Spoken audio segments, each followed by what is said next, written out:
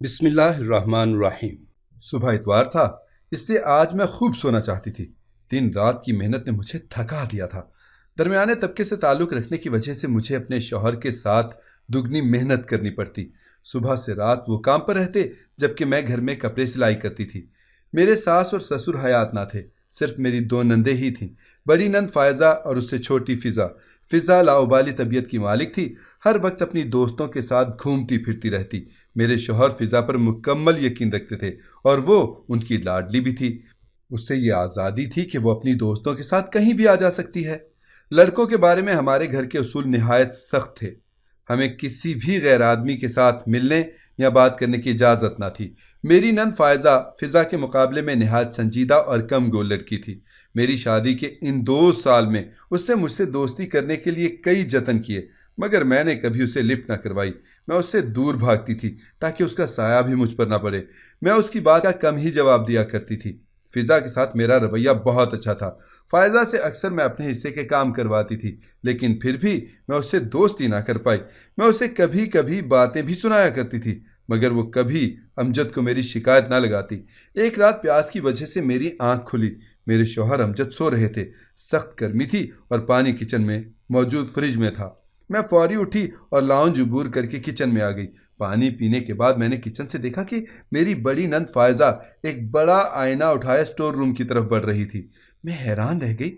وہ تو ہمیں کہا کرتی تھی کہ اس شیشے میں جو شکل دیکھے گا وہ مر جائے گا، پھر وہ رات کے اس پہر یہ شیشہ اٹھائے اسٹور روم میں کیا کرنے جا رہی تھی؟ میں حیران ہو گئی۔ میں اس کے پیچھے نہیں جا سکی تھی، ایسا پہلی بار ہوا تھا، سو مجھے کوئی تجسس نہ ہوا، لیکن پھر یہ معمول بن گیا۔ فائزہ ہر وقت اس بڑے سے شیشے پر کپڑا چڑھائے رکھتی اور کسی کو بھی اس شیشے میں شکل دیکھنے ہی نہ دیتی۔ کہتی جو بھی اس میں اپنی صورت دیکھے گا وہ اسی رات مر جائے گا۔ مگر آدھی رات جب سب سو جاتے تو میری نند وہ شیشہ اسٹور روم میں لے جاتی اور خود فجر سے ذرا پہلے باہر نکلتی تو نند کا حلیہ بگڑا ہوتا۔ مجھے نند پر شک ہوا۔ مجھے نہیں پتا تھا کہ وہ کب سے ایسا کر رہی ہے، شاید وہ کافی عرصے سے ایسا کر رہی تھی، لیکن مجھے معلوم ہی اب ہوا تھا۔ میں نے اس بارے میں کسی کو نہیں بتایا، لیکن اب میں نے امجد کو بتانے کا سوچا، کیونکہ میں کوئی رسک لینا نہیں چاہتی تھی۔ میں نے بات کرنے کی ٹھان لی۔ میں نے اس سے کہا مجھے فائزہ کے ارادے ٹھیک نہیں لگتے۔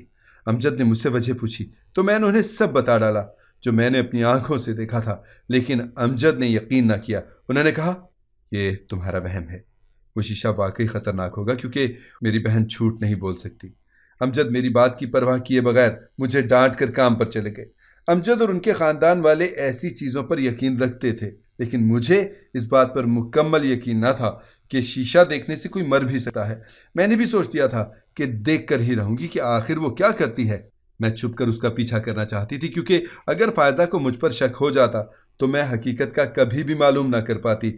اس لیے میں نے فائزہ کے سامنے کوئی ایسا ویسا سوال نہ کیا جس سے وہ میرے بارے میں مشکوک ہوتی۔ امجد کی موجودگی میں یہ کام نہیں کر سکتی تھی کیونکہ ان کی نیند کچی تھی۔ اگر ان کو پتہ چلتا کہ میں ان کی بہن کی جاسوسی کر رہی ہوں تو وہ بہت برا مناتے۔ میں ان کے کہیں جانے کی دعا کرنے لگی اور اتفاق سے امجد کو 10 دنوں کے لیے کام کے سلسلے میں دوسرے شہر جانا تھا۔ امجد کی موجودگی میں یہ کام سر انجام دینا کٹھن تھا، سو میں ان کے جانے پر خوش تھی کہ چلو راز تک تو پہنچ پاؤں گی۔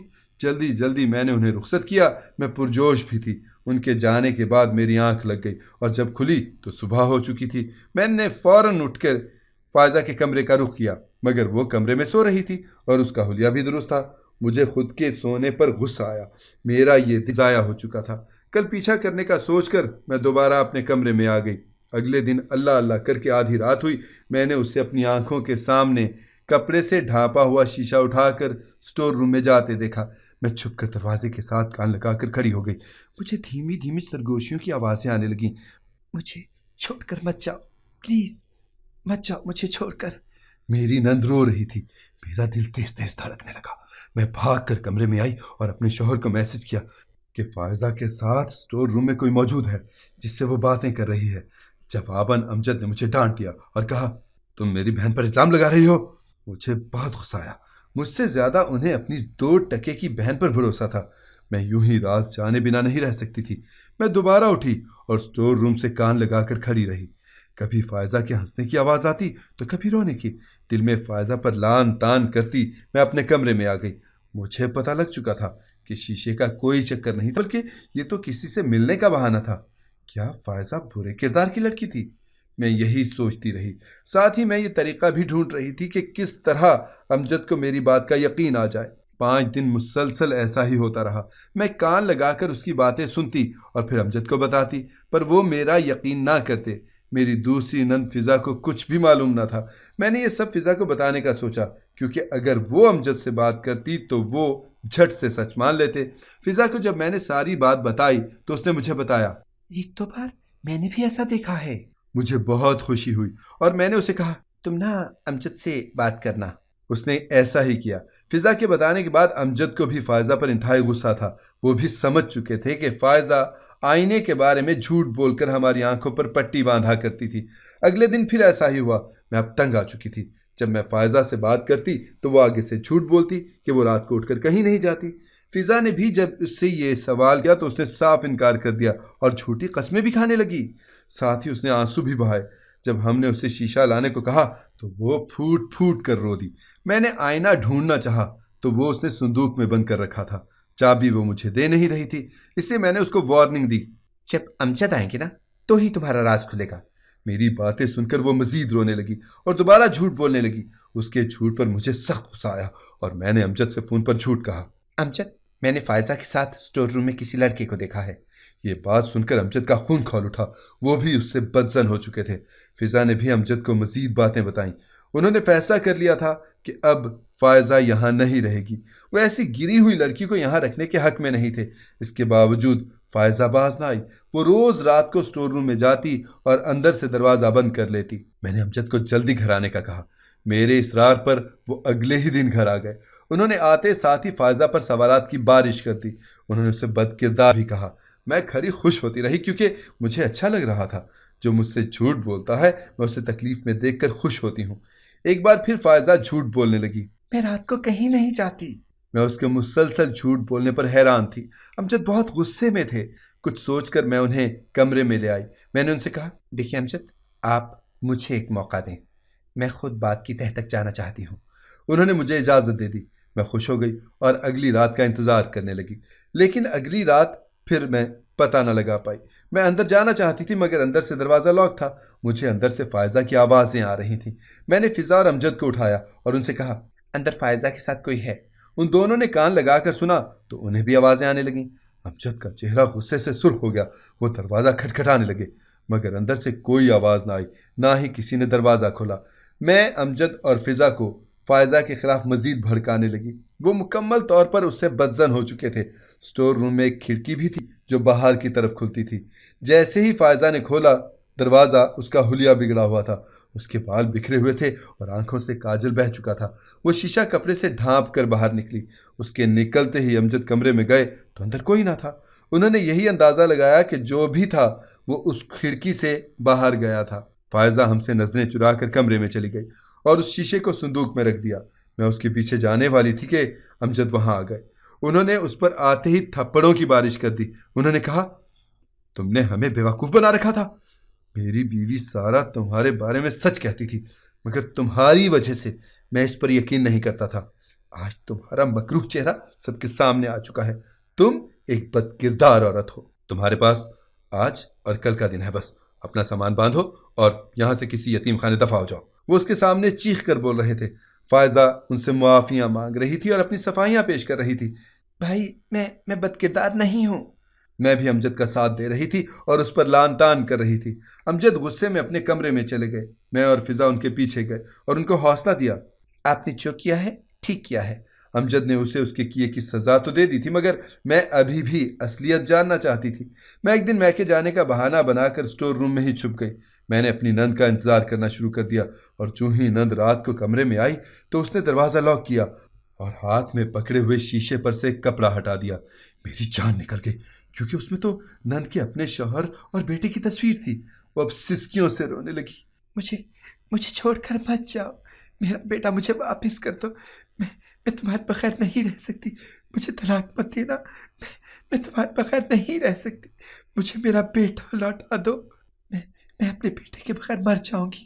وہ مسلسل روتے ہوئے بول رہی تھی۔ اس کے ہاتھ میں شیشہ نہیں تھا بلکہ ایک بڑی سی تصویر تھی जो शीशे की तरह लगती थी। मैं हैरान रह गई, क्या फायजा बदकिरदार नहीं थी?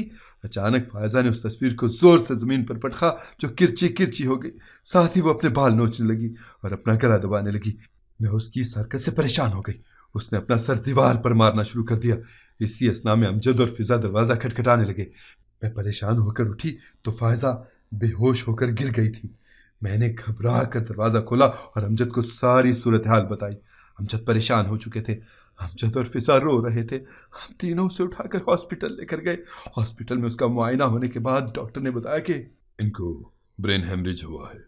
ये सुनकर हम मजीद रोने लगे। डॉक्टर ने बताया कि ऐसा किसी गहरे सदमे के ज़र असर होता है जो कुछ अरसे से फायजा के अंदर दबा हुआ था। उनके जाते ही मेरे रोने में शिद्दत आई। ये सब मेरी वजह से हुआ था। मेरी शादी को 2 साल हुए थे। शादी के कुछ दिन बाद मेरी नंद को उसके ससुराल से निकाल दिया गया था। उसका एक बेटा भी था।